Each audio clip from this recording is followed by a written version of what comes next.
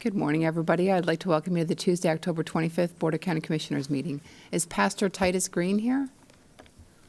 Hi, come on up. And what church or what? First Baptist Church, Merritt Island. Thank you for coming.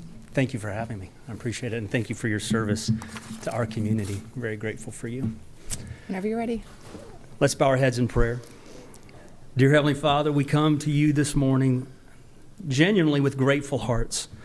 Father, I thank you that we can come to you as our good Father because of the work of your only Son, Jesus Christ, who lived a perfect life on this earth and died on the cross to provide forgiveness for our sin.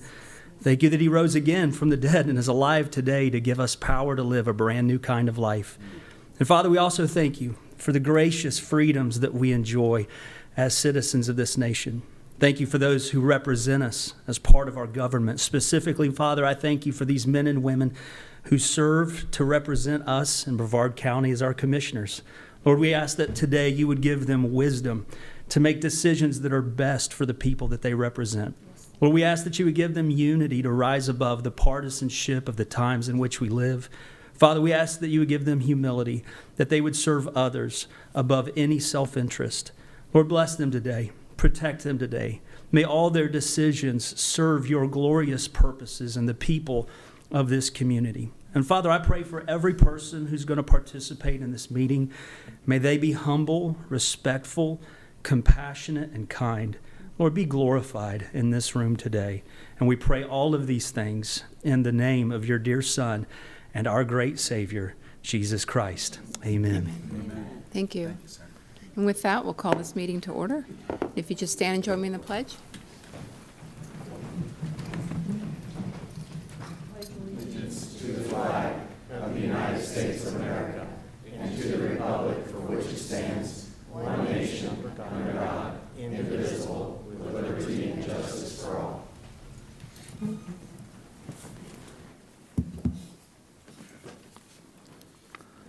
All right, moving right along. Item D, minutes for approval. Commission? Motion to approve, ma'am. I have a motion by Commissioner Pritchett. Second. Second by Commissioner Smith. All those in favor say aye. Aye. Any opposed? Motion passes unanimously. All right, moving on to resolutions. Commissioner Smith. Thank you, Madam Chair. The first resolution we're going to do today will be honoring National Veterans Small Business Week and recognition of the Florida Association of Veteran-Owned Businesses. Stuart?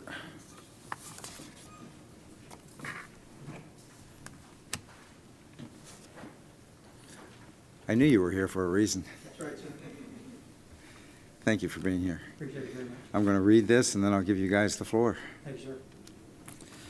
Whereas, in 2015, a resolution was introduced to the United States Congress to designate the first week in November as National Veteran Small Business Week. And whereas Brevard County is home to more than 65,000 veterans, in addition to the 3,093 active service members, veterans and their families comprise over 20% of the county's population.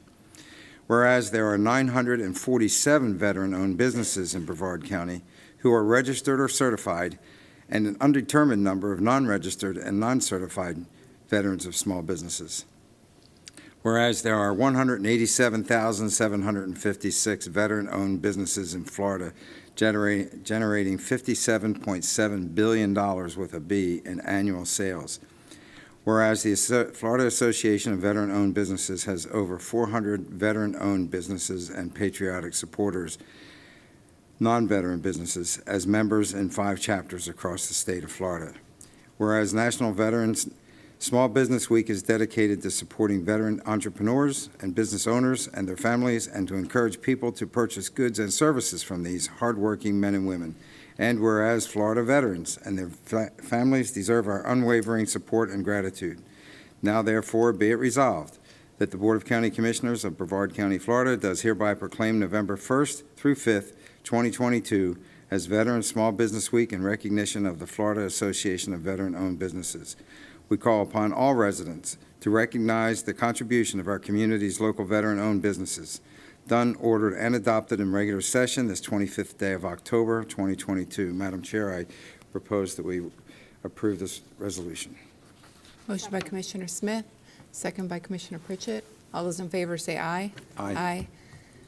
Commissioner Tobias? Aye. Any opposed? Motion passes unanimously. Thank you very much. Absolutely. I'd like to introduce also Alec Hall from Alliance Cyber, U.S. Air Force veteran, retired after 30 years? Almost 30 years. Council, thank you very much. I humbly accept the proclamation on behalf of the 900-plus veteran-owned businesses here, just here in Brevard County, and the 187,000 of us across the state. FABOB represents those businesses so that we can advocate for opportunity and provide the economic opportunity that drives this community and drives their businesses, feeds their families, pays our taxes, and contributes overall. So I want to say again, thank you very much for the opportunity to accept the proclamation. Alec, would you like to say anything? Yes, I do appreciate your faith and affirmation in our continued service to our communities is truly appreciated. So thank you for taking the time to acknowledge us today. You're more than welcome. And I speak for the entire board. We really do support the veterans. Yes, sir. Thanks.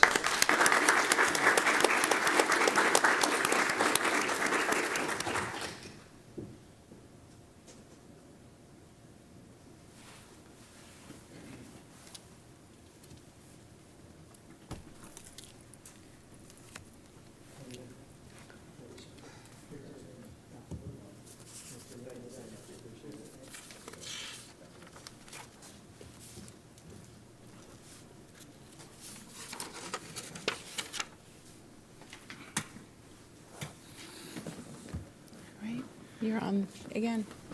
Yeah, I'm up again. Mr. Kirk Hall, front and center. This is a big deal for the EDC and a big deal for Brevard County. Whereas the Space Coast considers as its most valuable asset the highly skilled men and women of our armed forces that serve our community, keeping watch by land, air, and sea, and to protect our homeland and quality of life. And whereas the Space Coast is home to military installations, including Space Launch Delta 45 at Patrick Air Force Base and Cape Canaveral Space Force Station, and host to more than 74 mission partners and tenant units, which represent a total annual economic impact of $1.29 billion, again with a B.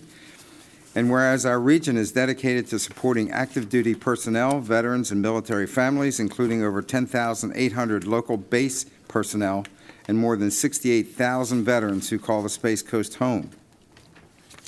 Whereas our community recognizes the unique challenges and local commitment needed to ensure military families feel valued, and whereas our community works to create a welcoming and supportive space for service members and their families to live and thrive, and whereas the Space Coast is a community dedicated to making a difference with exceptional devotion to improving the lives of service members, veterans, and their families, and whereas the Space Coast was named as one of only 5 communities across the nation as a 2022 Great American Defense Community because of the military-friendly programs and organizations within our region. Now, therefore, be it resolved that the Board of County Commissioners of Brevard County, Florida, does hereby commend the Space Coast community for its recognition by the Association of Defense Communities and USAA as a 2022 Great American Defense Community. Done, ordered, and adopted in regular session this 25th day of October, 2022. Madam Chair, I make a motion to approve this resolution. Motion to approve, second by Commissioner Pritchett. All those in favor say aye. Aye. Aye. Any opposed? Motion passes unanimously.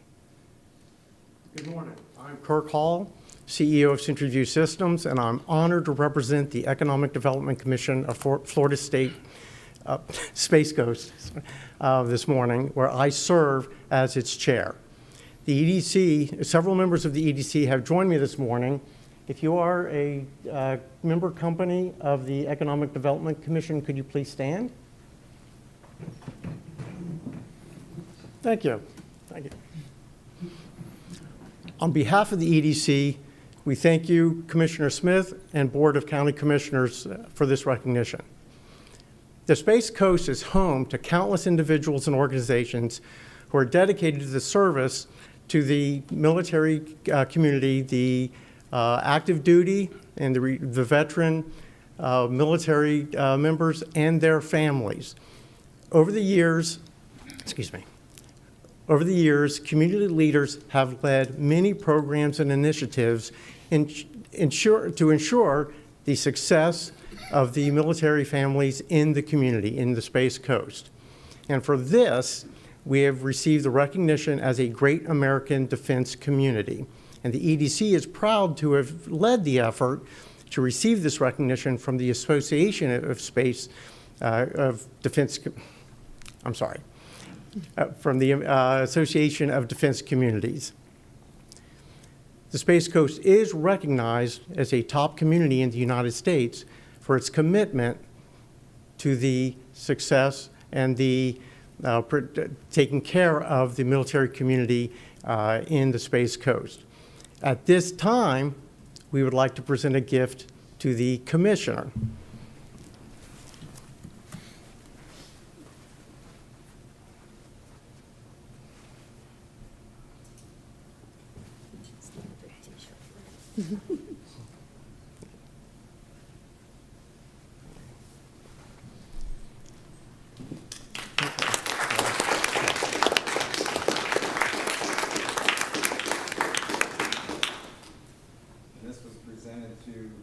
You guys and the community, what, about a month ago, when the lady From the Association of Defense Communities came and presented it to us at an EDC meeting. Participated in the celebration, and she presented the community with this flag, which is a big testament to you guys at the EDC, because you worked so hard for this.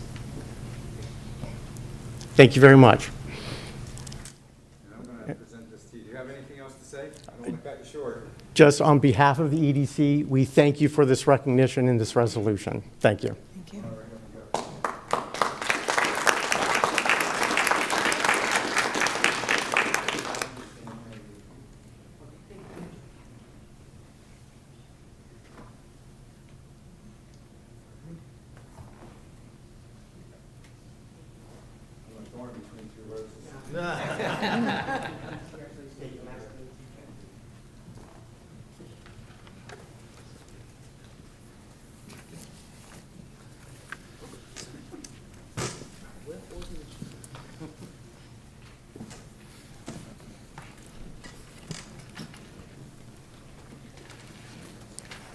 Moving on to consent.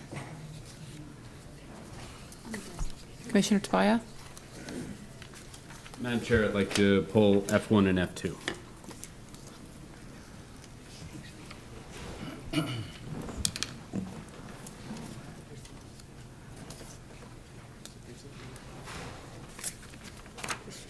All right, I have some other items because I have multiple cards. So can I get a motion to approve consent with the removal of F1, F2, F4, F15, F14, F15? Is that clear?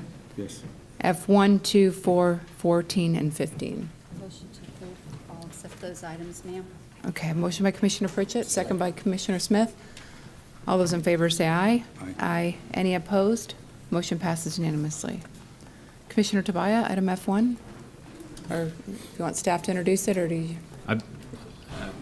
I'd be glad. It's your Go ahead. your call. You pulled it. Thanks, Madam Chair. This is a SORL project concerning the city of Cocoa. I'm going to be voting no on this request. I hope I get some support here. Let me tell you why. This is not a shovel-ready project, and even if the board approved this additional $545,000, the project would still be over $6 million short. So we're just putting money in a pot, and they have no source of funding for that additional $6 million. I think this money could be better used on a project, and when the city of Cocoa is closer to filling that hole, then they can certainly come back to us and ask. But I think I'd rather use these funds now than later. So I'll be voting no on this one. Hope I get some support. So I'd like to make a motion to reject the additional funds for the city of Cocoa. All right. I have a motion by Commissioner Tobias for rejection. Do I have a second? I would like more information. Ms. Barker? The city's letter of request, which is part of the packet, explains that their intent is to go for a DEP grant that requires 50-50 local match. And so the funds, the additional funds that they've requested are the balance that they would need to be able to provide 50% local match to leverage the 50% state funds to have sufficient total funds to build the project. The project is fully designed, and it's in the permitting phase, so I don't know, well, the challenge is how to get the project fully funded without at least 50% of the funding in hand. I got a card late. Commissioner Tobias, you pulled it. Is that fine? Yeah. Jennifer Riggs?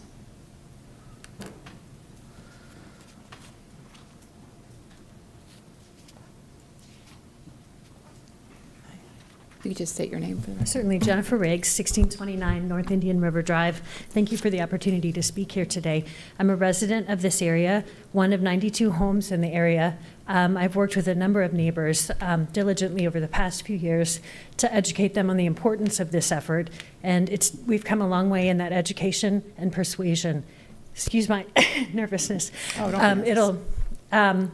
This will be a huge disruption to our neighborhood, the streets, the driveways, the tear up, but people are willing to do this for the benefit of the lagoon and the whole county. I have worked diligently with several neighbors to identify, these sources of funding, and we think that we're fully there. So we have a chicken and egg problem, and this will help us get through that. Additional sources or gaps can also be met with the state revolving loan fund. So You're doing great. We feel passionately about this. It's taken us a long time to get here, and I hope that you will support this effort for the benefit of the whole county.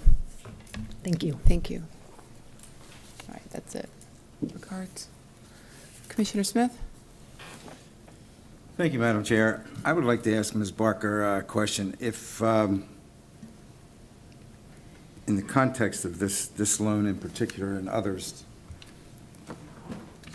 would this be considered seed money that would encourage maybe some other organizations to step up and say, well, they have this much funding, let's help them get there? Would that have any effect on other funding sources? Nearly all of the wastewater type funding that is available requires some sort of local match. The question is whether all of that local match should come from the Save Our Lagoon program or whether there should be some city contribution. The city has fully funded the design and engineering work, though they would hope that the future state grant would help reimburse some of those costs. And would you know how much the city has invested in this study? It was over 100,000. I don't think I have that with me. Well, another question I have is with the fact that we've got this as seed money, do we have any members from the city of Cocoa here? Sure, absolutely, please. I guess my number one question would be, Could you state your name, please? Sorry, my name is Samantha Sanger, and I'm the Assistant to the City Manager and Public Information Officer Thank for the you. City of Cocoa. I apologize, I came in a little bit late, didn't get a card filled out. quite all right, quite all right. So Okay. I do have the amount that we have spent so far in design, if you wanted that. Okay. So far, our design costs, we put in $405,600, or $865. Okay, so that's pretty close to a match. Do you have any plans going forward to fund this? Do Do you have any active? So at this point, council hasn't made any decisions as far as funding anything. They're still trying to find that gap in the funding before they make any decisions. There still has to be decisions made on who requirement to hook up to the sewer. That's a whole nother discussion that needs to be made as well. So at this point, all council has made the decision was to come back and try to get additional funding to secure those grant funds from DEP, and some of those other funding that Ms. Barker was talking about. Do you have any, even a clue, either you or Ms. Barker, do you have any clue as to how long it would take, or would it be expected to take for you to get fully funded? What's the process? Yeah, I mean, it's a process. So, I mean, it's trying to get funds from the Lagoon, Save Our Indian River Lagoon, to try and match DEP funding. So we're hopeful that we can get the full funding for the project. But again, council has to make those decisions as far as who gets hooked, because all of that's dependent on who hooks up to the sewer. So there is still a lot of unknowns, but again, this is kind of that first step in the process, is we need to secure that additional funding before we can move on to the next step, and find out and get the answers for the rest of these types of questions. Virginia, would you have any clue as to how, would it be like 3 years would be expected, or 5 years? The main funding for these wastewater grants from the state are an annual selection process. So assuming that there are funds, again, appropriated by the legislature for this grant program next year, which I assume there will be, there would be an announcement, next summer, usually a decision in the fall as to.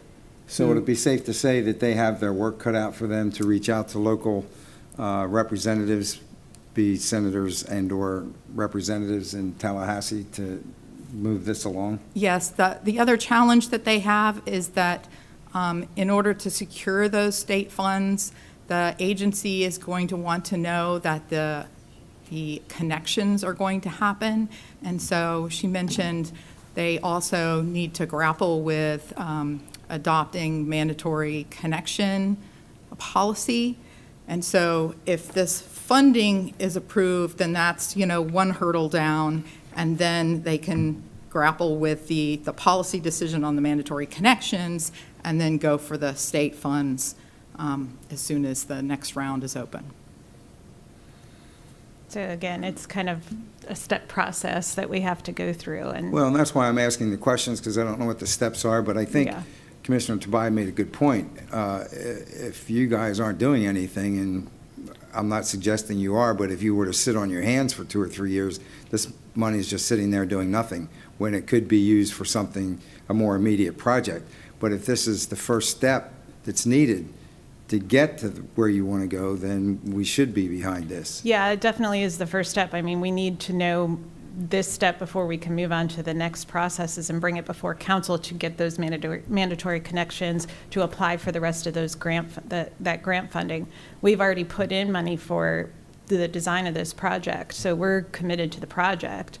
It's a matter of trying to find that and secure that additional funding.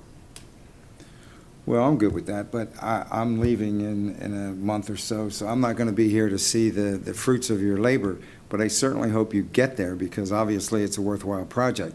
But at the same time, I would think that my fellow commissioners would be cognizant of the fact that you don't want to see 2 or 3 years go by and nothing be done, because, again, that's $545,000 that could be used for something else. But if this is part of the process, then I'm all for it. Commissioner Pritchett? This, Virginia, is this area that we're looking at, the area that's close to Lagoon, that we were doing target areas for trying to change these? Yes, these areas were identified in the original analysis in 2016 and included in the original plan. They're the riverfront parcels in Cocoa. Okay, how old are these septic systems up there? They're not the high-end septic systems, I'm guessing, or we wouldn't be changing these out. Are these older houses? It's a mix, but yes, there are older homes in there, and the majority of them are on the older conventional septic, not advanced septic. You know, I think when we got in this, we were working more of removing muck, and then the commission changed it to do a little more of the septic to sewer conversion. So I think it's in line with what we changed. I asked you the other day if there was money available in reserves that weren't encumbered yet, and you said yes as well. So I'm in favor of this, but I do want to put a caveat on it, ma'am, that if you guys haven't secured grant funds within, I would guess, within the next 2-3 years, that this money would come back into the pot for further evaluation. But I'm going to vote in favor of it, but I do want to vote in favor of it, ma'am, if it's possible, that this money has been secured with other funds, let's say within the next 36 months, or it comes back to the Indian River Lagoon. And the reason I'm saying that amount is because I do realize that we're building up reserves over time, and then we're able to pick up new projects. And I'm watching how long it takes to get this money put out once it's encumbered. So I don't think we would really necessarily fill any pot by then, but it gives you time to do that. And I think Coco's a little low on the totem pole on what they're able to do with these funds. I think a lot of the areas we're working with Banana River area, so I think it's appropriate. I think it's equitable to Coco, so I'm going to vote in favor of it. Commissioner Tobias? Thank you, Madam Chair. A couple things. First of all, I'd like to see Coco with a little skin in the game. I think you heard that they've spent $400,000. And they're hoping to get that refunded. But this is a $12 million project. I'm looking at, we've already appropriated $5.6 million. So when you talk about, skin in the game, these folks have less than 4%, and they're hoping to get that refunded.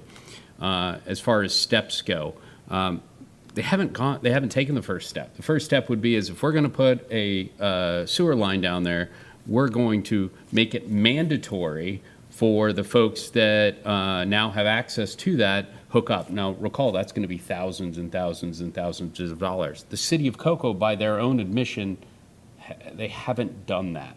So we've already put $5 million in this pot.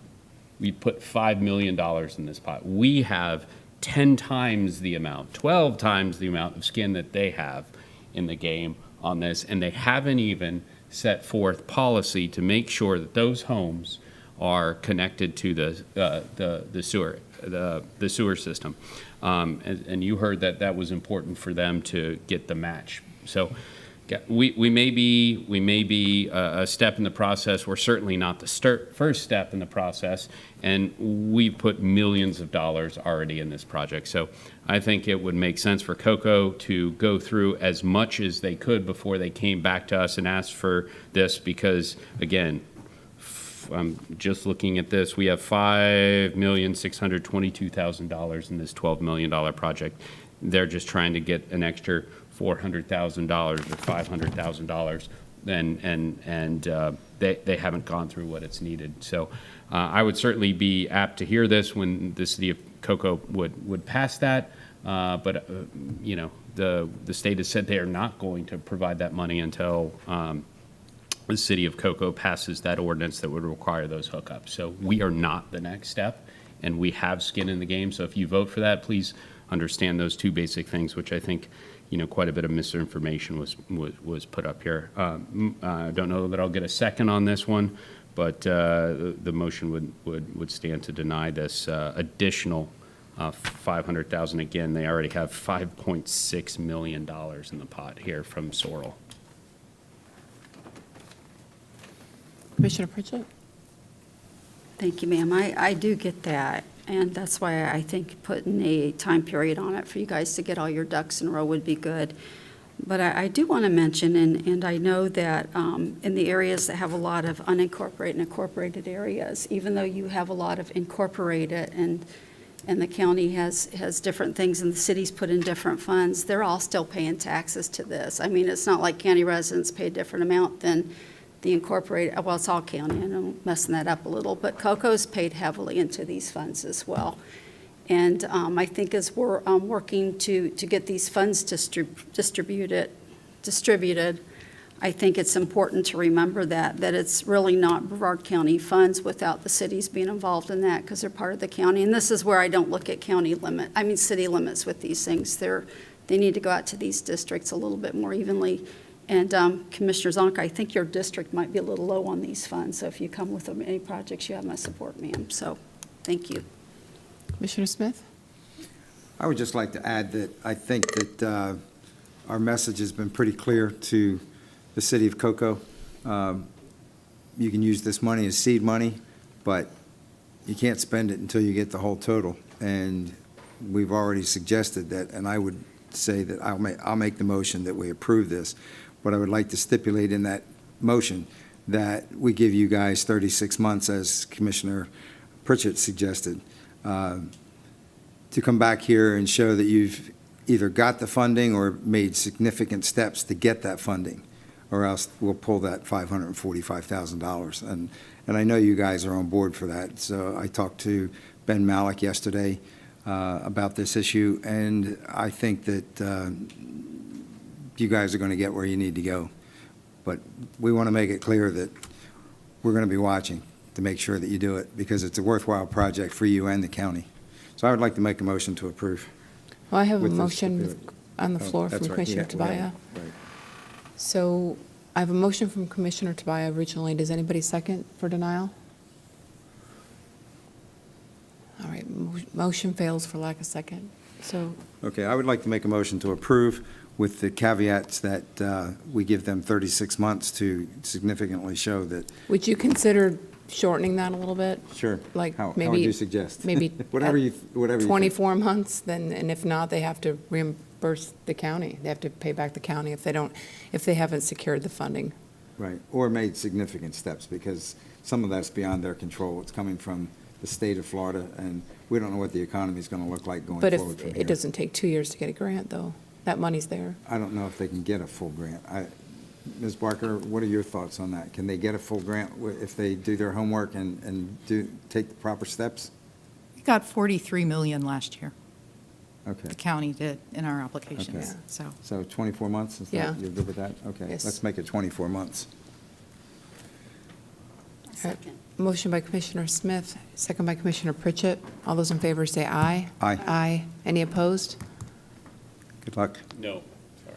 Motion passes 3-1. All right. That was fun for the first consent item. Item F2, Thank you, Madam Chair, and I'm disappointed in losing, but I think I'm going to be a little more successful on this one because the board was very clear they care about timelines, and I think you guys might have stepped into this one. This is Cocoa Beach, Commissioner Smith, so if you were speaking with Mr. or Mayor Malik, this is probably the one you were discussing with him. But this is not the first extension. This would be a second extension by Cocoa Beach. And again, I want to thank everyone for their timelines. This is well past the first one, and they're asking for another one. So I hope that we are uniform again on timelines. And let me throw one other thing out there, even though I shouldn't necessarily need to, because we just said that we're serious on timelines. This is a project that existed before Sorrel, and if we go back to guidance that we did after the passage of this, it says, and I quote, "Funds budgeted, allocated, and saved by government entities by virtue of reimbursement or allocation of their trust fund must be reallocated by the government entity solely to other projects benefiting the restoration of the Indian River Lagoon." So I have no documentation that this dredging project existed before. I have no documentation. And granted, I didn't ask for any, but I thought that would be incumbent on the local government to provide us with that these funds, extra funds that they're getting by benefit of the Sorrel, the city funds would go to some other project with Sorrel, and I just don't have that. So for the two reasons, number one, time limits that everyone here was very concerned with, have gone over that, and number two, they're just playing, the ball and egg or ball and cup shifting funds trick here, that we would deny this. So I'll make a motion to deny the city Cocoa Beach this funding, Madam Chair. I have a motion by Commissioner Tobias for denial. We'll hold to see if there's a second. If we're going on the same trend as the first item. Virginia?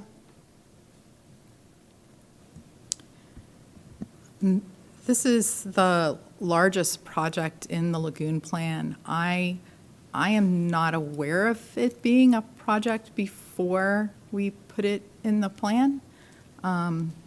If it was, then certainly we would need to figure out how they were going to reallocate funds for a future lagoon project. We worked with the city of Cocoa. The project is partially funded by the Lagoon program. We worked with the city and Senator Mayfield last legislative session to get $12 million additional dollars so that the project is now fully funded. That took time to come up with that additional $12 million. And so now that the city has begun the permitting process and done the geotechnical investigation, run through alternatives analysis. So now that they have full funding, they are ready to move forward with final permitting and bidding. But this is nearly 1 million cubic yards. It's a very large project. It's going to take years to complete. So that's the basis of their request for more time. Do you want to come and speak, Wayne?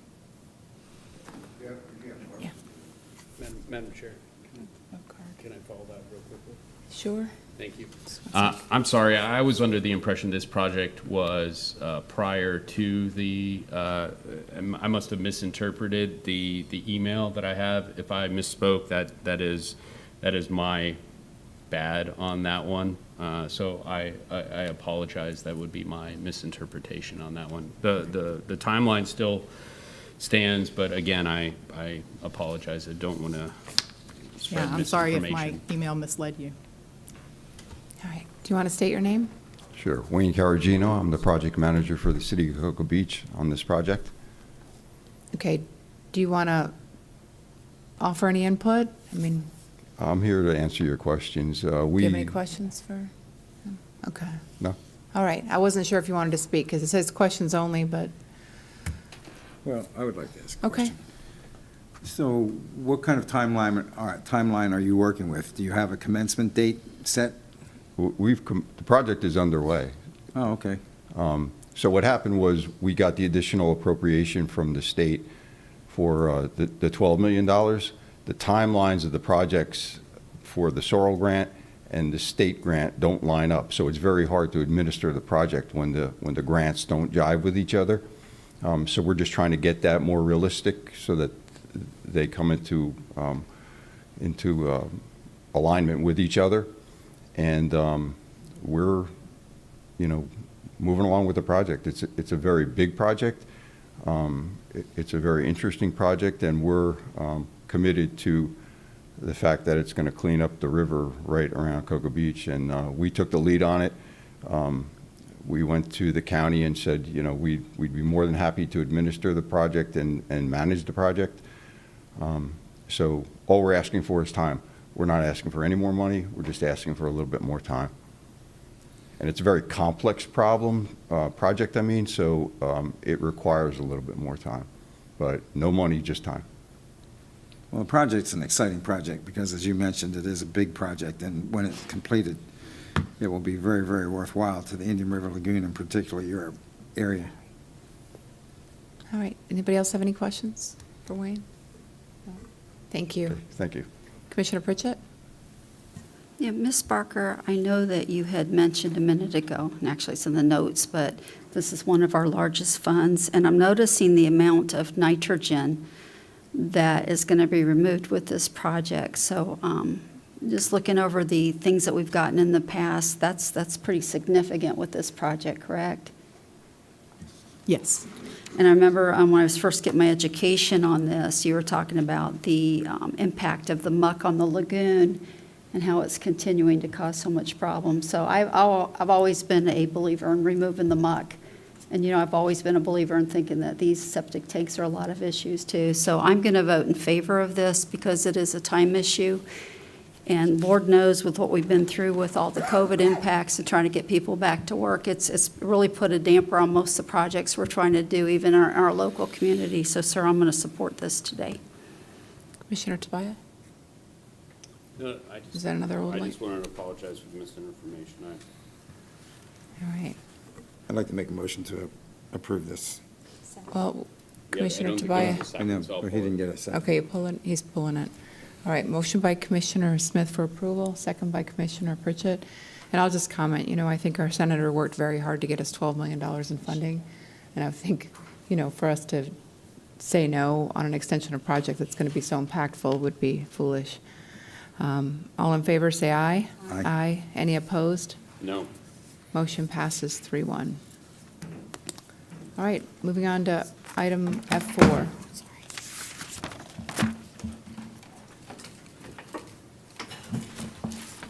Good morning, Commissioners. Item F4 is to authorize a 2-week advertisement period and the county manager to execute all contracts associated with maintaining the engineered dune system in the South Beaches. We anticipate the cost to be about $8.5 million, but that about 87.5% of that will be reimbursed. Over the years since the system was installed in 2004 and 5, we've maintained it 8 times, a cost of $56 million, and we've gotten, our portion of that historically has been about 15%. 15? Yes. All right, Ms. Sullivan?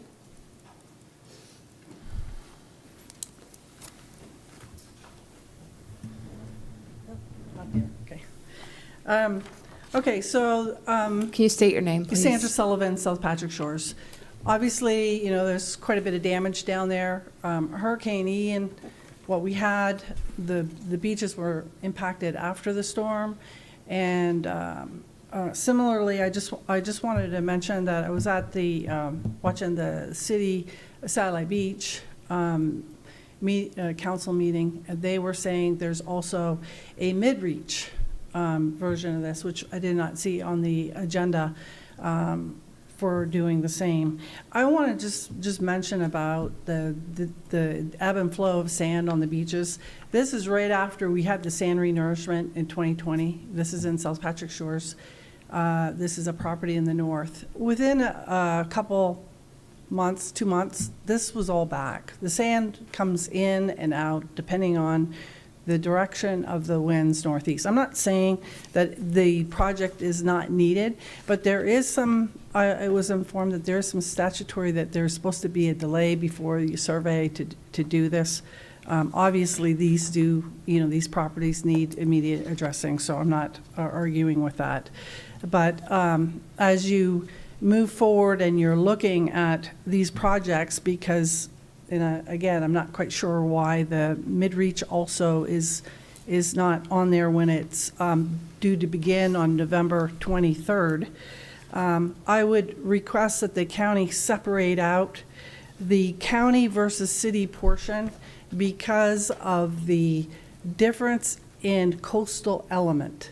So the coastal element is setbacks are much greater in the unincorporated area than in the city area, which is seawalls and rock revetment. Obviously, their needs are much higher, and to get a cost delineation, a difference between what the coastal element results in, obviously this needs sand all the time. And then I would also just like to bring your attention to that the mid-reach was protected under state and federal law as a reef and important fisheries area, and I'll bring these documents up, and that, and I previously gave you a copy of this. This is a document stating of the Director of Natural Resources going around the policy with effectively a loophole. And she doesn't even refer to it as the mid-reach, she just calls it satellite beach, but it is protected. And then what is at stake is the actual Reef, which is the densest area of nearshore reef between Patrick and Hightower. And lastly, following you. the sand renourishment, sea turtle nesting. Thank you. By half. Commissioner Pritchett? Yeah, I imagine after that hurricane, we have a little bit of work to do. I know we do in the north end. Ms. Barker, I do want to mention that I appreciate all the work that you and your team do and the hours you put into it and the study you do, and I'm going to make a motion to approve this. I have a motion by Commissioner Pritchett. Second. Second by Commissioner Smith. All those in favor say aye. Aye. Any opposed? Motion passes unanimously. Commissioner, can I just say one thing? Sure. So the mid-reach is part of the federal shore protection project. That's why it's not a part of this item is not, the South Beaches is not part of the federal shore protection project. We're also working with the Army Corps of Engineers on repairing the damage in the federal project areas, and we're hoping that that will occur in November of 2023. So maybe the confusion is November of 2023 versus November 23rd, different years. Thank you. Thanks for clarifying that, Ms. Barker. All right, item F14 was pulled. I think they're just appointments. Ms. Sullivan?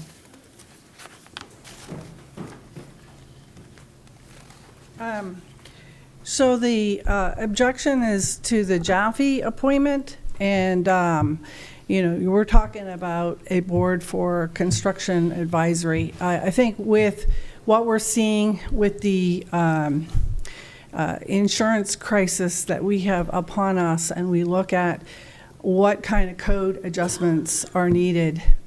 Jaffe, I have an exception to because he represented the city of Satellite Beach with a retainer while he was the broker for the View property, and then he became their representative, which kind of makes you scratch your head as far as potential conflicts of interest. But I think it would be more appropriate to have somebody on there who is a professional engineer or a builder, not a realtor type person, who can bring expertise on what we need in adjusting our building code in areas for flood zones and barrier island when we're looking at research on why our insurance rates are going up.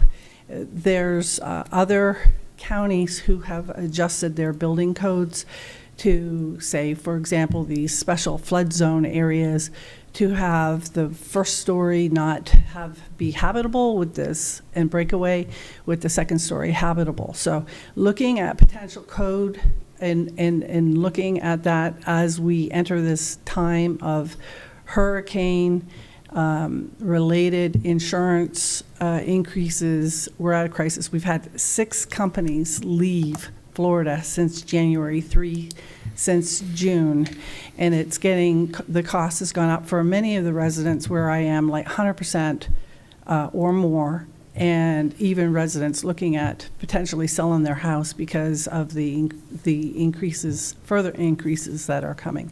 So truly we need, there's a bigger picture here to look at, and related to the county flooding and impacts to the barrier island to look at potentially changing county code on building development as other counties have done. Thank you.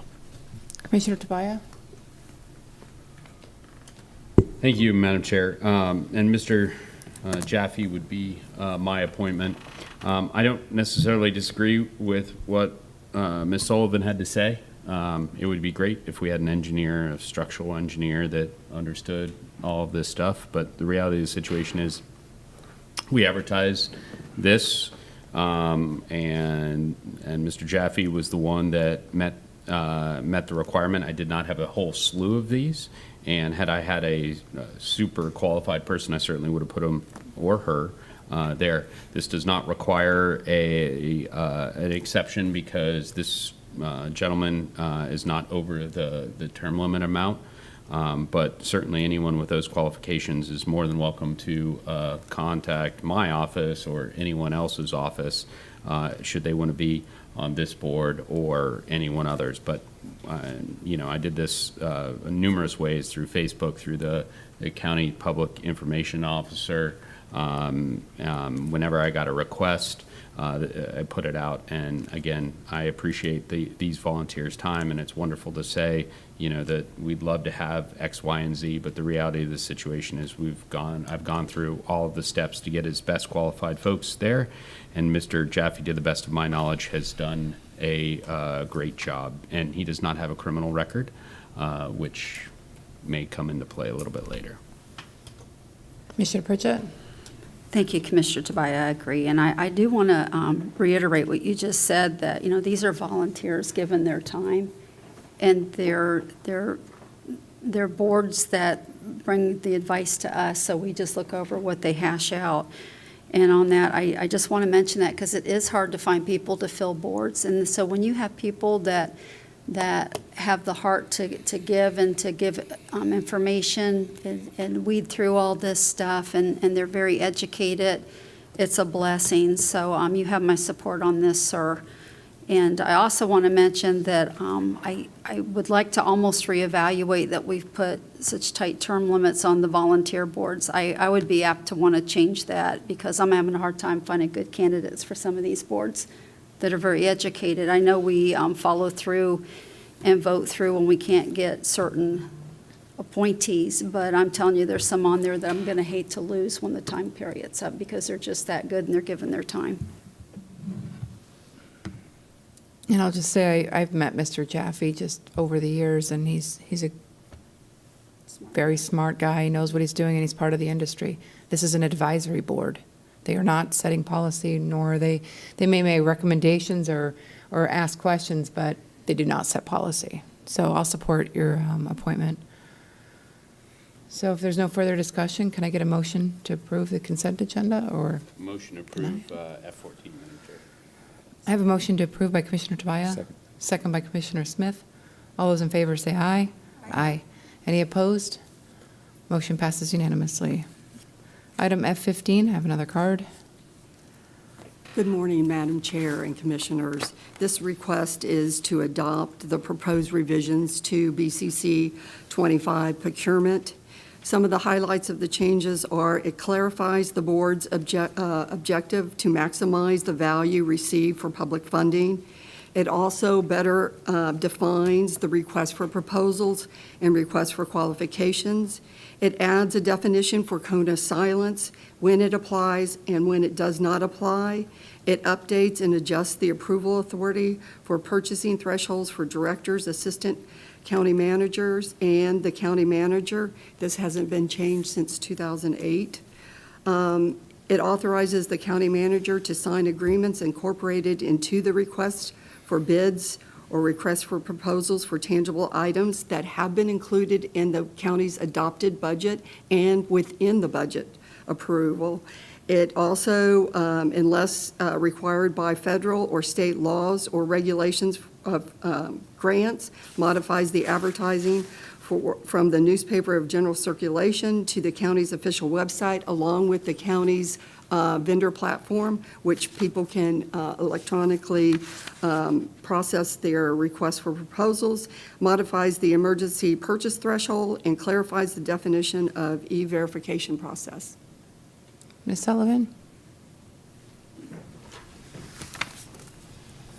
Sandra Sullivan, South Patrick Shores. Just real quick, it's the increase of the thresholds that, in my opinion, takes away the accountability, transparency to the people that come to these meetings to see what the purchases that the county is doing. So it's about accountability and transparency is the concern with increasing the thresholds. The rest of it was fine. Thank you. And just for the record, all of that is public information as well. It doesn't increase your buying ability, correct? Absolutely. Thanit's Motion to approve. ridiculous. Motion by Commissioner Pritchett, second by Commissioner Tobias. All those in favor say aye. Aye. Aye. Any opposed? Motion passes unanimously. All right, moving on to public hearings, item H1. I don't have any public comment cards.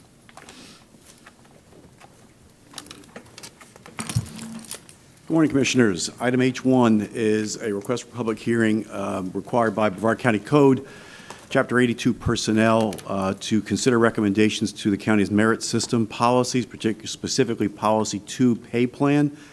Earlier this month, you ratified a collective bargaining agreement with the Laborers International Union. Incorporated in that agreement were changes to the shift differential payments paid to union members for working the night and midnight shifts. The proposal in front of you today is to make those same shift differentials applicable to our non-union employees.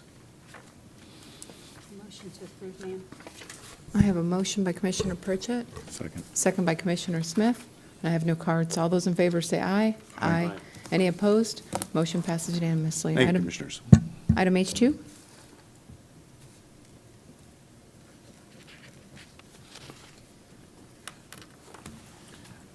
Good morning, Commission. Item H2 is proposed amendment to Chapter 62, Article 6 in the zoning regs. These amendments will define sewer lift stations, sewer vacuum stations, and other water and utility infrastructure. It exempts them from the minimum zoning lot requirements, and it also establishes the development standards for those improvements. This will be the first reading. If you have any questions, we're happy to answer them for you. Okay. Ms. Sullivan.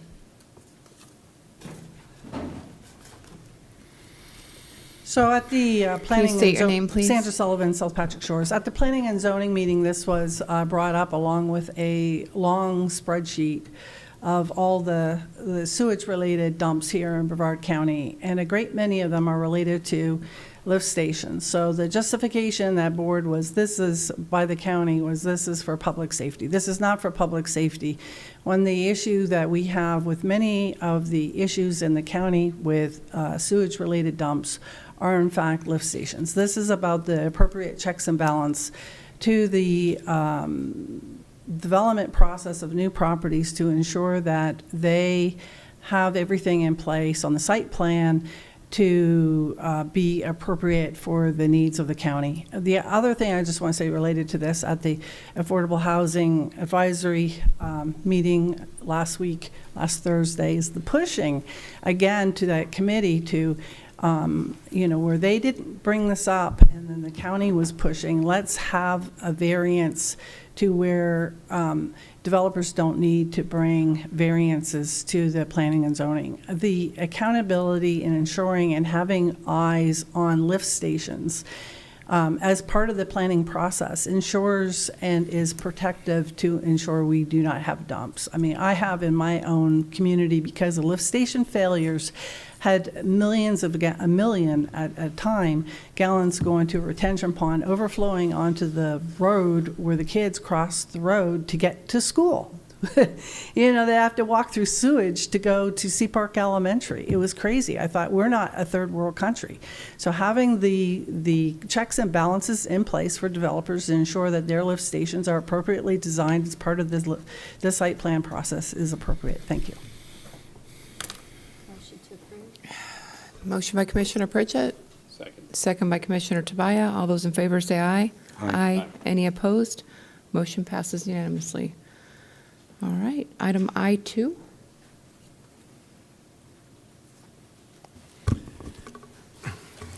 Good morning, Commissioners. Item I2 is a proposed allocation of the ARPA second tranche funds that we have received. You will recall that the board has previously approved approximately $39.5 million for various projects, including the Emergency Operations Center, the GIS system for the property appraiser, COVID-related medical claims reimbursements, and upgrade to the public safety radio system, and the county's portion of that being shared by the cities. What you have before you today is staff. The county manager's office met with staff in a variety of departments to look at potential projects. They are listed under 4 categories. The first being infrastructure, water and sewer, which has been a board priority and remains one. And there are a number of projects from lift station rehabilitation to various other aspects of stormwater improvements to various equipment that would be used in these type of projects. And the total amount that we're proposing that the board allocate under ARPA was $23.7 million. There's also negative impacts to households for affordable housing with a $2 million allocation, and improvements for the parks in the south area of the county of approximately $3.5 million. Another ARPA category is public health, and we have $300,000 allocated for a mosquito control entomology lab equipment. And finally, under revenue replacement, there are 5 different projects, including Wickham Road and Bridge and Fleet facility improvements, an animal hospital under the jurisdiction of the Sheriff's Office, and some maintenance facilities both in Titusville and Cocoa. And with that equates to about $4.5 million, $4.6 million. So we're recommending about $34.1 million in ARPA allocation of funding, with the remaining $5.4 million to be in contingency. That's a little bit less than 10%, so that as we have cost overruns in these various ARPA-approved projects, if the board approves it, that we would be able to appropriately fund that. All right, I have a card. Do you want to hear the card first? Sure. Ms. Sullivan? Sandra Sullivan, South Patrick Shores. So in coming to the meetings, there was a meeting that discussed the $58 million from ARPA and a commitment and a vote by this commission to put $40 million of that to infrastructure. And I've spoken here before about some of the allegations, particularly when Lober was still on this board. He put all of his ARPA allocation to lift stations, which he identified as being very deficient. In looking at the allocation of the ARPA funds, I find it kind of interesting in one aspect that you would expect that a lot of it to be directed to utilities, which is the sewer aspect. But a lot of it went to stormwater, which is natural resources, which already gets a lot of funding from the lagoon. So that's just one thing. The other thing that is a particular issue is the ARPA legislation, in reading it, is very clear. So there's COVID-related revenue replacement and water and sewage under the infrastructure aspect of it. And there's really creative writing by the county commission here to kind of equate these and put these under the umbrella of infrastructure, water and sewage specifically is what the federal language is. And when you look at that, say, well, I'll take one example, widening Ellis Road. And in the sub it says, oh, this is related to stormwater. No, it's not. I mean, that's just really creative writing. And here, I'm just going to put a thought to you. You go back, back to the Obama administration when certain conservatives were being targeted by our federal government. Are they going to look at, hey, this is, a very conservative county. Are they going to start targeting counties to see if you spent the ARPA money? I mean, when you look at how you may have to repay money if you don't follow what the federal law is here. And I'm suggesting that there's some really interesting, creative writing to fit ARPA money into the appropriate category of the $40 million for infrastructure, sewage, and water. Thank you. Commissioner Pritchett? Thank you, ma'am. I'm going to vote to approve this. I like the work that county staff put into this, and commissioners, your input on this I think is very responsible.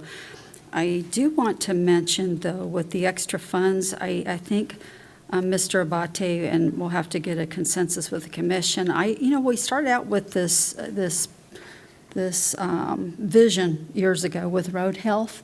So I would be interested to know how we are on road health. I know we made a lot of progress with that, but I do recognize that we are having a lot of capacity issues and inabilities to to serve our community as far as, with road projects. So I think there's capacity, and I'm wondering how much we still have that we have to do reconstruction with. So, Mr. Denninghoff, you're making that face over there. I'm sure you're keeping up with it all the time, but I'm not going to ask you right now because I'm hoping we get out before noon.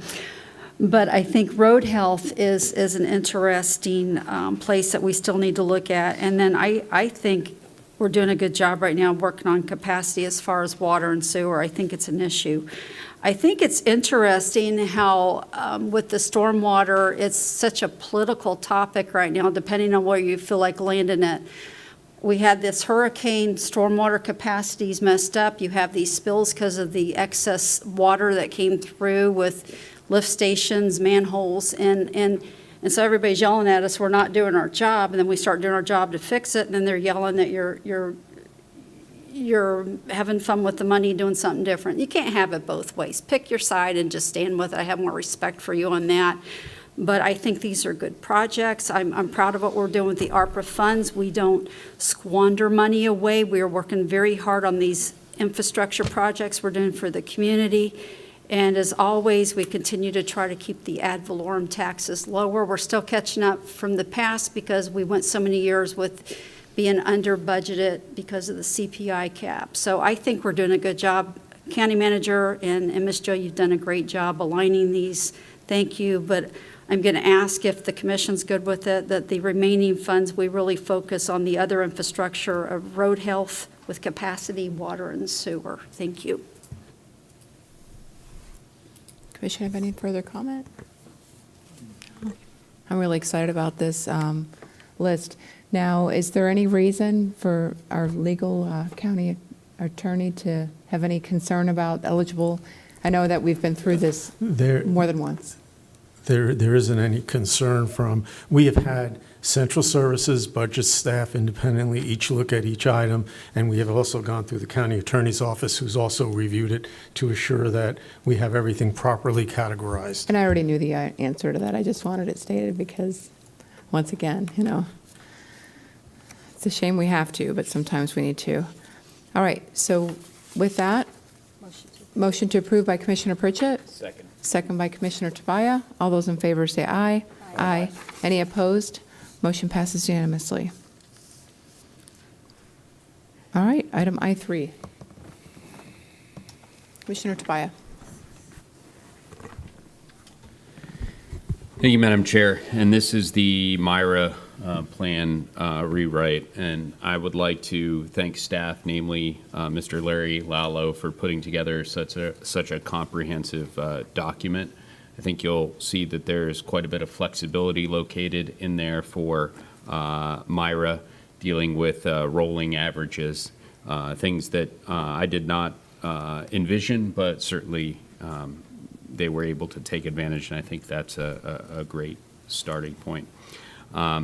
And also, I think this has set forth a pretty good marker for the other CRAs out there. Everyone cares about affordable housing, but I would argue you don't truly care about something until you appropriate resources, and this plan does just that. And I made a promise up here to the board that I wouldn't ask anyone to vote on the approval of the plan until such a time that District 2 was no longer vacated. So, but that doesn't give us time to sit on our hands. So therefore, I would like to move to direct staff to present the plan, the revised plan, to the Myra board at their next meeting, which is December 8th, and for them to review it and give us input so we can review this, their suggestions on December 20th. So all we're doing, again, all the motion envisions is taking this plan that Mr. Lalo did a great job in bringing that and getting the input from the Myra board. Again, December 20th is after such time that we will have a person sitting up here. So that's the motion, Madam Chair. All right, I have a motion by Commissioner Tobias. Second by Commissioner Pritchett. All those in favor say aye. Aye. Any opposed? Motion passes unanimously. All right. Mr. Lilo, do you have some things that you want to enlighten us with past conversations, sir? Well, I want to, is this working? I think it's on. Obviously, I've not been in this seat before, so I just want to thank the commissioners for working with the staff to bring this about. I think it's, for me, it's been a very much learning experience, and I think that it can really work to the good. There's a lot of good things that can happen from as a result of what we've got down here on paper. So. Were you able to make some significant changes to some items that you had? Yep, as to the budget items, we made a change, we reduced the operating expense portion that was allocated to administrative expenses by $11,785. And then that portion on the overall administrative silo that we created is more in line, I think, with a county department that does the types of things that Myra does. We're in the 20% range, 20 or 20.1. I did want to note, I was able to talk to you a few times, and we talked about certain items, and you guys were able to fix some things that were out of proportion in your budget, and I want to commend you on that.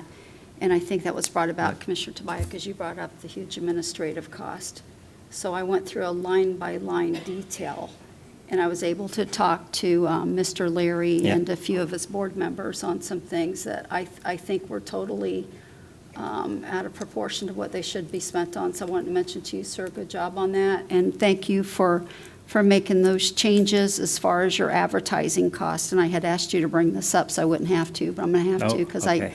I don't want to have something that I'm not telling you guys about. But I think it was a very, very huge expense, and you guys quickly got into it and corrected it. And I just want to bring that out into public because I know we won't be moving forward in that type of thing anymore. So thank you, sir. Thank you very much. What was the expense, Commissioner Pritchett? Yep. It was an expense for advertising on Facebook, and I think, what was the amount on that, sir? Almost $100,000? Yes, part of the outreach agenda for the website, the board approved an annual budget of about $25,000 for social media to link into the website. And I've talked with, Chairman Marcus Herman and some of the other board members. We're going to cut that out. Yeah. I know you did. Thank you for that. And I think they had direction in the past, so they're changing that right now. So I just want to mention that to y'all. I appreciate it. Thank you. All right, thank you. All right, moving on to new business. J1.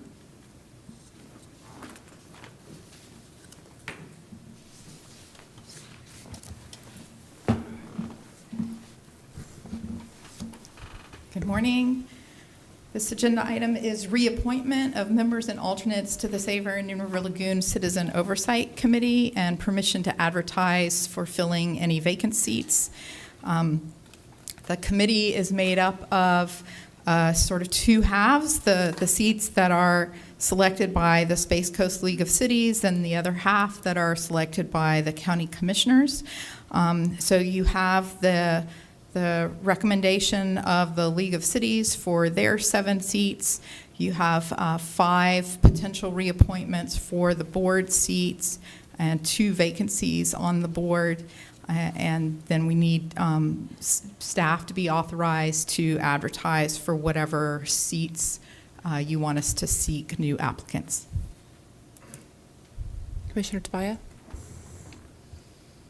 Thank you, Madam Chair. I'm going to go a little backwards on this one. I'm going to make the motion and then explain why. I'm going to try to keep this as decent as possible. So I moved to table a reappointment of David Eric Maines and David William Scherer II with the request that the League of Cities reconsider their qualifications to deny the appointment to David Lane, to approve the remaining appointments, and to grant permission to advertise. So let me explain why. First of all, some of these come from the League of Cities, so we technically have to, I want to give them one more bite at the apple before they come up. So one is that we have the ability to deny, so I'll start with that one. This individual has some charges on his record that have direct implications on environmental issues. We're talking poaching or taking too many waterfowl or taking them out of season. These are all public record. I don't really think we should have someone sitting on a board that has charges dealing with environmental issue. That is ours. And the two for the League of Cities that we're putting back there, and I don't want to disparage Mr. Maines and get him confused with the other individual. Mr. Maines also had some possession of egg-bearing spiny lobster, a charge. Again, another environmental issue. I think that's probably, we can get a better applicant, someone that doesn't have a record. And then, unfortunately, which gets us to the first individual here that the League of Cities, first of all, the League of Cities got to do a better job on vetting these candidates. This is absolutely embarrassing. We had we're in Domestic Violence Month here, and the first individual here has charges for battery of domestic violence. And that's pretty damn, I don't want to overlook driving under the influence or possession of some mushrooms that are not the type that you cook with, or MDMA or cocaine, but those are all in the last couple of years. This is absolutely embarrassing, and I'm not going to vote for this person, but I'd like to give the League of Cities the ability to send us someone or some folks that don't have a huge criminal record. So that's why I did the motion to stop the reappointment of the individual that had just a couple, 3 charges dealing with environmental, and then send the other 2 back. Hopefully the city can get us other things. Otherwise, I'd deny them across the board. We just don't have that authority. So that's the motion. I'm more than willing to. By the way, all this is public record, and this is only in Brevard County. I did not do a large search. I mean, if you've got all of this stuff, I hate to see what you had across the country. But anyway, I have all this documentation if you need any of it. You mentioned Commissioner there- Pritchett? Oh, I'm sorry. Yeah, Commissioner Smith, I'm sure you're about to ask what I'm asking. Commissioner Tobias, can we back into this thing? Because I'm trying to interpret that. Can you tell me which ones that you're willing to reappoint? And then I can figure out by default what the ones you're talking about are. Madam Chair? Sure. I'm glad you asked that question. Everyone that doesn't have the name David, reappoint. The 3 that I'm have issues with are all David, David, and David. So everyone that without the name David, I'm good with.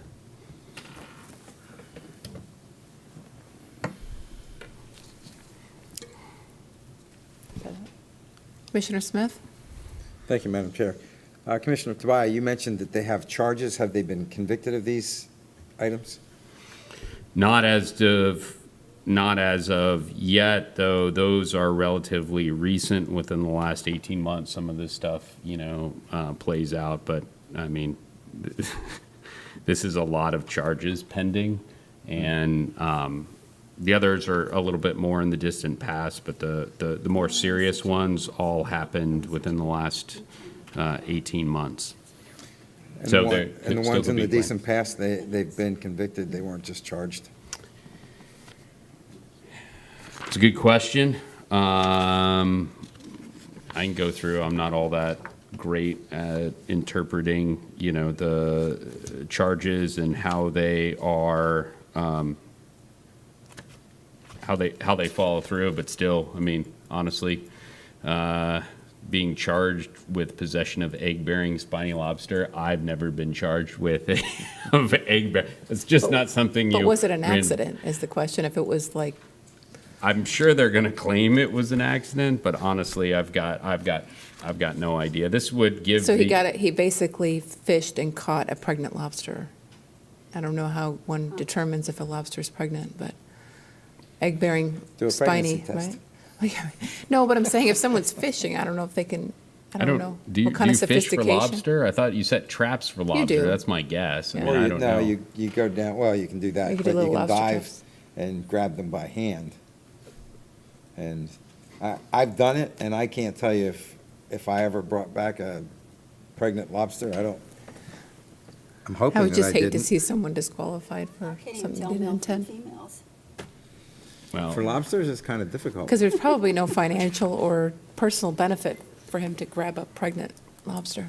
This is really silly that we're yeah, even I talking mean, about this. listen, I don't really care on this one, in all honesty. I just thought that was a little weird that we're getting somebody that had, been charged with a crime. And I don't mean to throw that individual in the same pot as that other individual who has all the drug charges and domestic violence.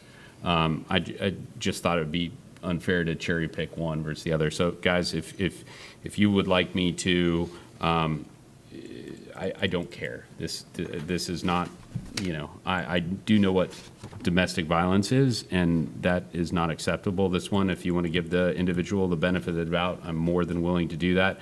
I would also ask where you guys stood on. These are old charges, but over the bag limit of ducks or waterfowl, taking waterfowl, ducks, or coot out of season, COOT, I don't know Yeah, what that that's is. intentional. I mean, And without a question. Resist or interfere wildlife office or inspector. So those were the charges of the third one. That's the one Yeah, we we can can- summarily dismiss. Yeah. It's completely up to you. And so, Madam Chair, can I change my motion? To include the duck thief and the batterer? No, to get rid of the middle David, the Okay. David that just has the possession of egg-bearing spiny. I think You that's- guys said that was. I think you- that's Eric. That's David Eric Maines. Oh, okay, because it says Eric. Okay, his Mann's first name on is there. David on Okay. his criminal record, or his record, I don't know. That was a 2011 charge, misdemeanor charge, and the disposition was guilty on the citation. He's in the legal side of it. Yeah, I try to keep these off the record altogether, but I appreciate it. I'm sure he's not going to live this down about the pregnant lobster. So, Madam Chair, I'm good. I'm focusing more on the first and the third. So if it's You good with that?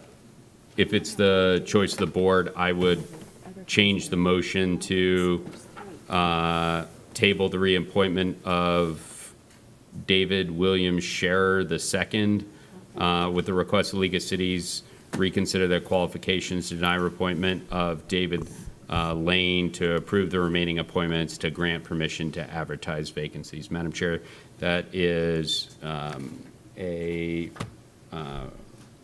new motion and putting David Eric Maines back into the mix. Okay. Do I have a second? I'll second that. Commissioner Pritchett? Yeah, the first I heard of it, Commissioner Tobias, and you have my attention. I'm going to make a motion to put the others through and maybe bring the other ones back up, just so I have time to kind of look at it and ask some questions. I don't know, maybe the duck was pregnant too. I don't know. I just haven't had time to look at it. But I will make that motion with you today, and then we can, I'll have time to look at the other two Davids, if that's all right, or at least get some information in. Okay, I have Commissioner Tobias' motion. I have a second. But you definitely have my attention on And the then Commissioner domestic Smith, what's your violence, input? so. And the guy with too many ducks out of season and the Yeah. domestic batter. Well, I'm just going back to the lobster. I used to do that and not take pregnant lobsters. I mean, I used to get lobsters. Boy. And when you're down there underwater, 10 feet or Well, 100 no, that feet. guy, he Yeah, took off the we- list. I know, but I'm Yeah. just saying that I'm not saying that we should just give him carte blanche, okay, because he didn't know. I'm concerned that, for me, that is a serious issue, but I don't know Okay, that you would Madam ever. Chair, I will go back to the initial one if that makes you, I'm good with either one. I just was very concerned with the person that was recently charged with domestic battery. And there are some drugs on here that I've never heard of, or, they're felonies. So these are not minor occurrences. So this is your call. I'll go back to the initial one. If you want the spiny lobster guy thrown at, it's completely up to you. I just want to make sure that the the guy that is charged with domestic violence is not on this. And the reason why I said the spiny lobster guy, don't I don't care. know that, I can't think of a logical financial or personal benefit to grab one lobster that's pregnant. I don't see that as a purposeful Well, act. and that's why I'm bringing it up. It's questionable because I don't know that you would know. I But brought he a lot of took lobsters him, up, and I never knew if I did or I didn't have he it. took him off the list to not be nixed, Right. if that makes All right, sense. I'm He good. just, the batterer and the We're good. other one, right?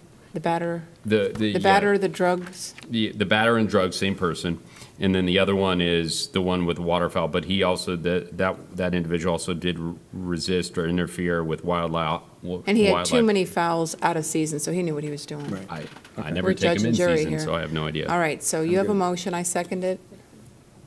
Commissioner Pritchett? Yeah, I'm with you on the one fellow. I just got to see his record with the drugs and battery. He shouldn't be on a board. With you That's the completely. Space Coast League of Cities. Yeah, we can't do anything about it. Yeah, but I agree with you, whatever you want to do with that. And the David Lane person, I just looked at that. Again, I think what would come into play with that, so I just don't have enough information, because like if, let's say he's 28 years old right now, it's 12 years ago, and he was 16, I mean, it could make a difference. I just don't have enough data on him. And totally with you, with the other fella just happened, and so I don't know what to do with the other guys unless you guys know anything more about them that I don't know. But I hate doing this in front of the public with people. So I'm hesitating on that one as well. So if that's what you guys want to do, I'm with you on it. Maybe you know more than I do. Okay, 72, 28. Madam Chair? Yes, The individual was 38 at the time, or 37, born in 72, happened in 2010. So this was not a youthful indiscretion. Again, I don't know what Okay. resisting or interfering with wildlife officer, I didn't go as far to look what that was, but there were multiple charges. And in fairness, they did happen all at the same time, 12/3 of 2010, but he would have been, again, almost 40 at that time. Okay. all right, I have a motion, a second. Is the motion clear, clerk? No. Do you want me to read it again, Madam Chair? Sure. Thank you. I move to table the reappointment of David William Scherer II with the request that the League of Cities reconsider the qualifications to deny the reappointment of David Lane, to approve the remaining reappointments, and to grant permission to advertise vacancies. This was the amended one, according to Commissioner Smith and the Spiny Lobster. All right. I have a motion by Commissioner Tavia. I think it was I second it. All those in favor say aye. Aye. Aye. Any opposed? Motion passes unanimously. Wow. Sorry. No, that's fine. Item J2.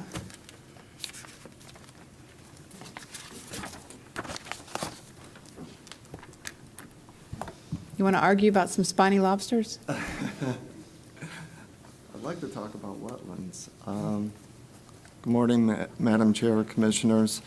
Item J2 is authorization from the board on improvements related to the Ritch Grissom Memorial Wetlands.